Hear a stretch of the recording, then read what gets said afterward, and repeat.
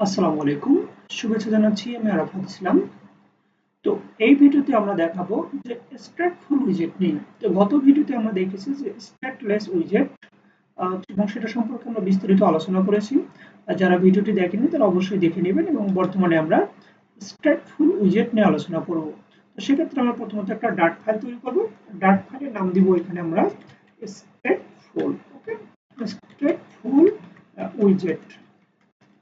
তো স্ট্যাটফুল উইজেট যখন নিলাম তখন আমি এখানে কি করব, ইম্পোর্ট করব। তো এখানে খেয়াল করুন যে ইম্পোর্ট করার আগে আমি একটা হোম স্ক্রিনে যেটা আছে সেটাকে কি করব, কপি করব। সো এখানে কপি করে দ্যাটস এখানে পেস্ট করব, কারণ আমি এই একই উদাহরণটাই দিচ্ছি এখানে বোঝানোর সুবিধার্থে, যে স্ট্যাটফুল এবং স্ট্যাটলেস উইজেটের মধ্যে যে পার্থক্যটা। তো এখানে কি দিব, এখানকার জাস্ট নামটা আমি চেঞ্জ করে দিব। দ্যাটস মিন এখানে রিনেম অপশনটা আছে, সে রিনেম হচ্ছে কি স্ট্যাটফুল উইজেট, রাইট? তাহলে স্ট্যাটফুল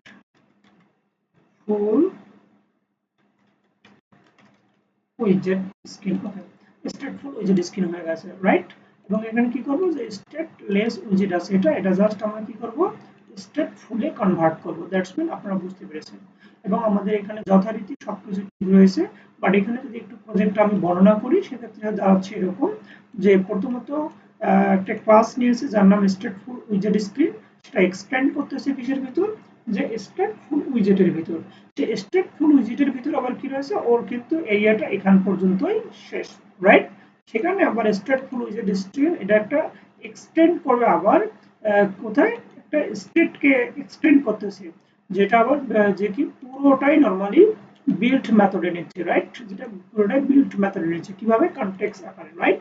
তো এই জায়গায় যখন আমরা কি করবো, যে প্রিন্ট নিব, তো আমরা আসলে চেঞ্জ কেবল জিনিসটা বুঝলেই কিন্তু মানে দেখলেই কিন্তু বুঝতে পারবো যে আসলে স্ট্যাটফুল জিনিসটা আসলে কি।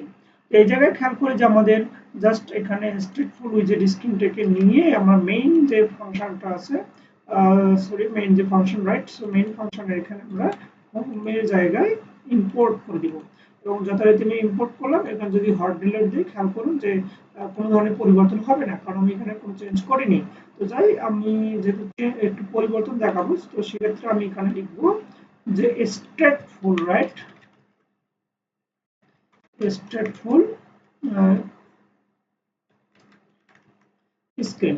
তো এখানে যদি হট ডিলিট দিই, খেয়াল করুন যে আমাদের স্ট্যাটফুল স্ক্রিন চলে এসেছে, রাইট? তো স্ট্যাটফুল স্ক্রিন যেহেতু চলে এসেছে, তো এখানে নরমালি আমরা করবো কি, একটু রানের এখানে ক্লিক করি। তো খেয়াল করুন যে যদি ক্লিক করি, ক্লিক করার পর 1 3 দ্যাটস মিন 5 ঠিক আছে। তো কিন্তু এখানে চেঞ্জ হচ্ছে না, যেমনটা হয়েছিল না আমাদের স্ট্যাটলেস উইজেটের ক্ষেত্রে। বাট আমাদের স্ট্যাটফুল উইজেট মানে কি, যেখানে ইউআইটা চেঞ্জ হবে, দ্যাটস মিন এখানে আছে মিউটেবল, আর স্ট্যাটলেস উইজেটটা আছে ইমিউটেবল, রাইট? অর্থাৎ এখানে আমাদের যা মন চায় তাই করতে পারবো এবং সেই পরিবর্তনটা কিন্তু দেখা যাবে স্ট্যাটফুল স্ক্রিনে, রাইট?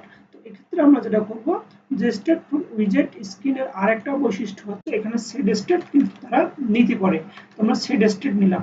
এখন বলতে সেড স্টেট নেওয়ার পর যদি আমরা হট ডিলিট দিই, তাহলে হট ডিলিট দেওয়ার ফলে খেয়াল করুন যে আমাদের যে সর্বশেষ যে ক্লিক করার পর যে বাটনটা ইয়াটা ছিল, নাম্বারটা ছিল, সেটা কিন্তু 6 এবং সেটাই কিন্তু এখানে বের হয়েছে।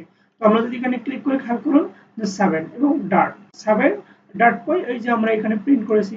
এবং প্রতিবারই সেটা হবে, কারণ এটা স্ট্রেট ফুল উইজার প্রতিবার এটাকে চেঞ্জ করবে। এবং যেখানে 10 হয়েছে দ্যাটস মিন 9, রাইট? এখানে 0 থেকে শুরু হয়েছে, ওকে, ইন্ডেক্স আকারে সমস্যা নেই।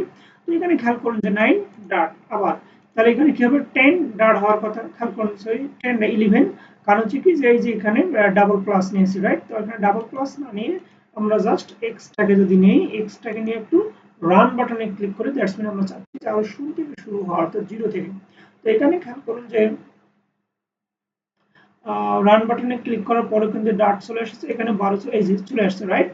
তো খেয়াল করুন যে এখানে ডার্ট 0, রাইট? তো এবার খেয়াল করি, যদি 1 হয়, যখন এখানে ক্লিক করলাম 1 চলে আসলো, তাহলে এখানে কিন্তু 1 ডার্ট। আবার যদি এখানে ক্লিক করি 2, তাহলে এখানে 2 ডার্ট। দ্যাটস মিন আমি বোঝাতে চাইছি যে এখানকার একটা স্টেট ফ্লুইডের তাদের একটা স্টেট চেঞ্জ করার একটা মাধ্যম রয়েছে, সেটা হচ্ছে সেড স্টেটের মাধ্যমে। ওকে, তো সেড স্টেটের মাধ্যমে কিন্তু তাদের যে ইউআইটা সেটা কিন্তু চেঞ্জ হয়, তাদের আছে মিউটেবল। ওকে, তো এখন বলতে পারেন যে ভাই আসলে সেড স্টেটটা যদি আমি স্ট্যাটলেস উইজেটে দিই তাহলে কি হবে। তো তাহলে আসলে খেয়াল করেন যে এখানে নিচ্ছে না, কিরকম নিচ্ছে না। তো আমি এখানে প্রিন্টের দেখে খেয়াল করে যে সেড স্টেট ক্লিক করতেছি কিন্তু কোনো সেড স্টেট নাই, রাইট। দেখুন সেড স্টেট নাই, কারণ হচ্ছে সেড স্টেট নরমালি আপনার ওই যে স্টেটফুল উইজেটেরই বৈশিষ্ট্য। ওকে, তো আশা করি সকলে বুঝতে পেরেছেন। তো এই হচ্ছে আসলে স্টেটফুল এবং স্টেটলেস উইজেটের মধ্যে যে বেসিক পার্থক্য। এবং যদি কারো তারপরে কোনো সমস্যা হয়ে থাকে তাহলে অবশ্যই আমাদের কমেন্ট বক্সে জানাবেন, আমরা অবশ্যই সমাধান দিব। আসসালামু আলাইকুম।